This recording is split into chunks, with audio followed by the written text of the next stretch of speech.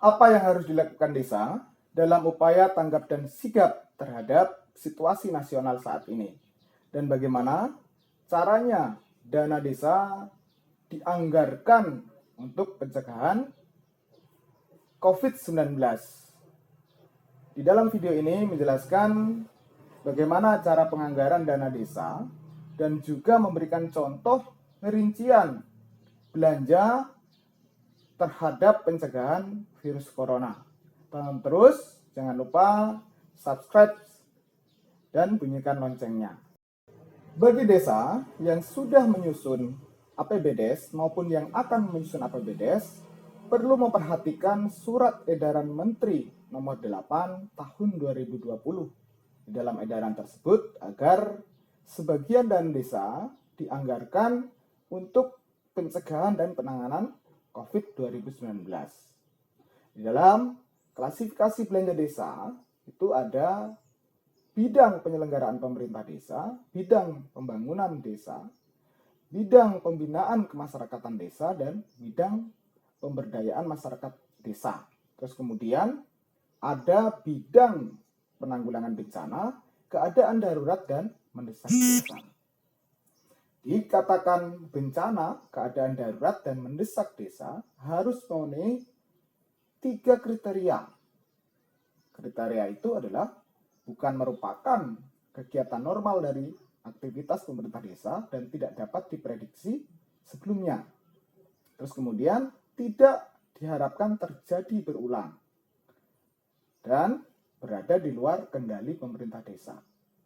Situasi nasional saat ini dan situasi keadaan masyarakat Indonesia saat ini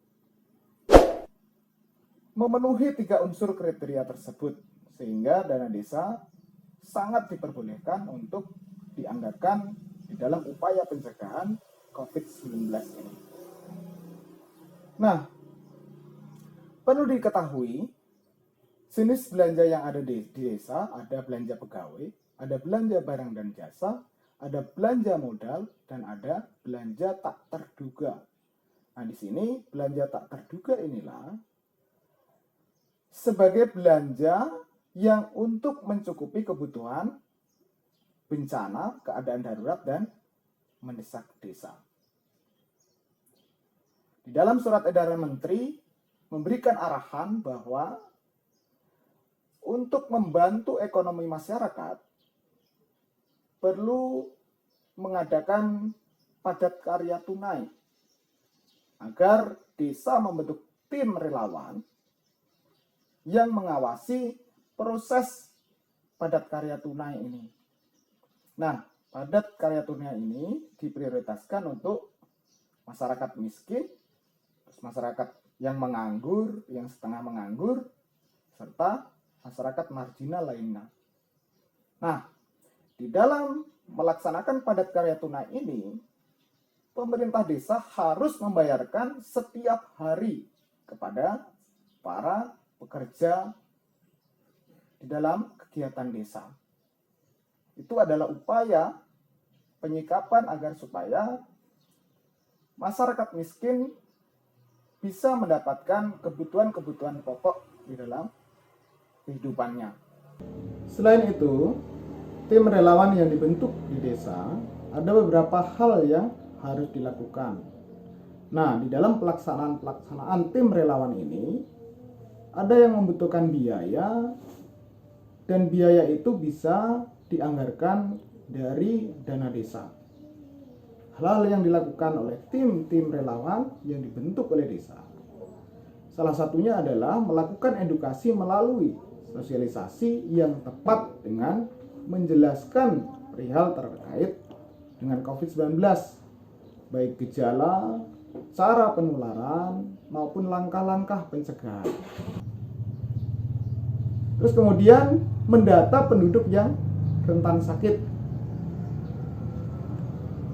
agar bisa diantisipasi dan apa yang seharusnya dilakukan. Terus kemudian lagi mengidentifikasi fasilitas-fasilitas desa yang bisa dijadikan sebagai ruang isolasi. Nah, di sini tim relawan ini mengidentifikasi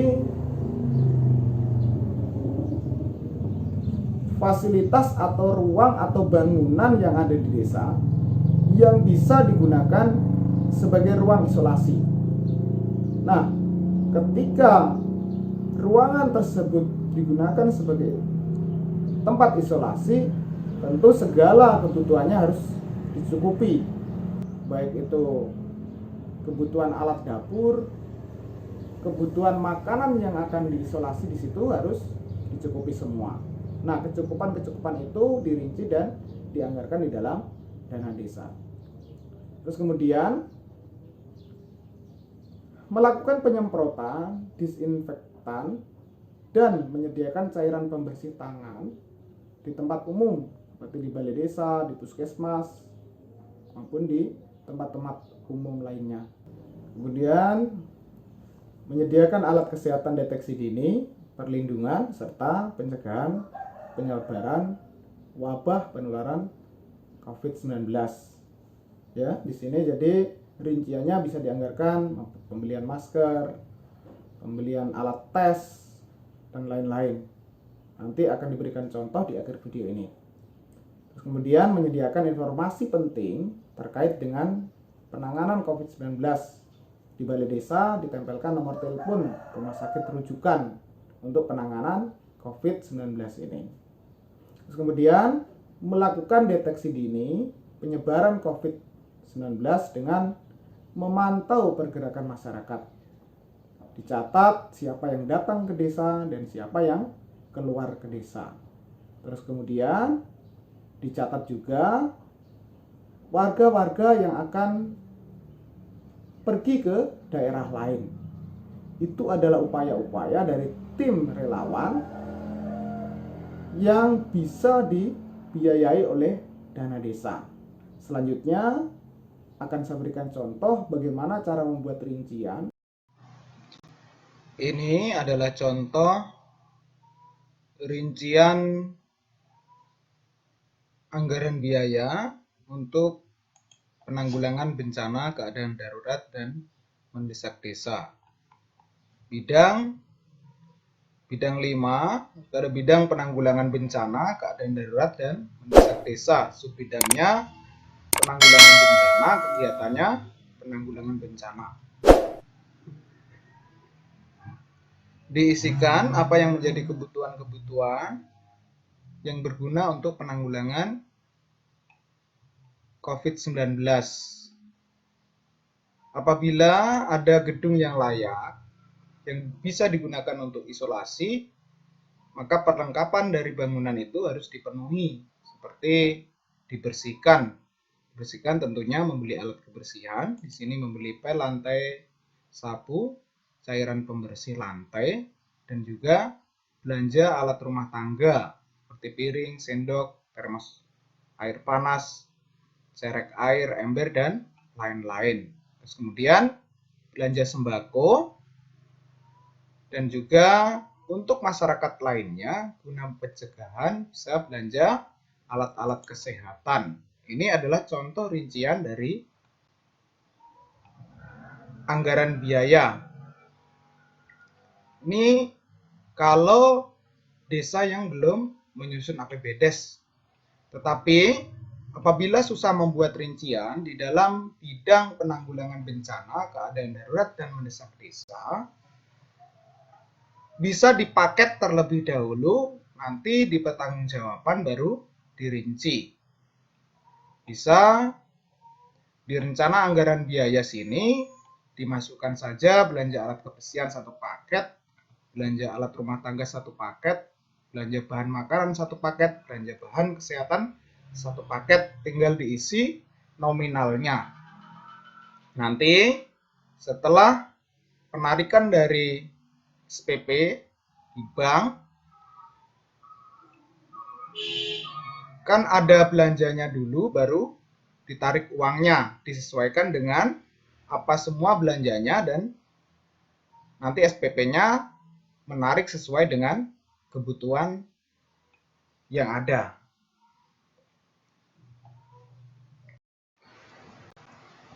kegiatan yang ditanggung dalam subbidang keadaan mendesak itu merupakan pemenuhan kebutuhan primer dan pelayanan dasar masyarakat miskin yang mengalami kedaruratan. Jadi, ketentuannya adalah diprioritaskan untuk masyarakat miskin dan juga untuk pemenuhan kebutuhan primer.